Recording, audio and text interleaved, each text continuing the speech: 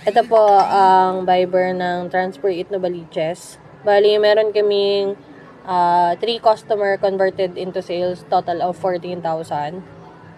Una na po dito ay itong kay Ma'am Abby. Ang pinagawa niya po ay jacket, ballpen at saka pillow na may total of 8,850 pesos.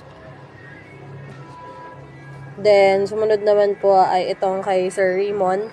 Nagpagawa po siya nung repeated order niya na polo para sa event ng GMA. May total of 1,500 po ito. Sumunod naman po ay itong kay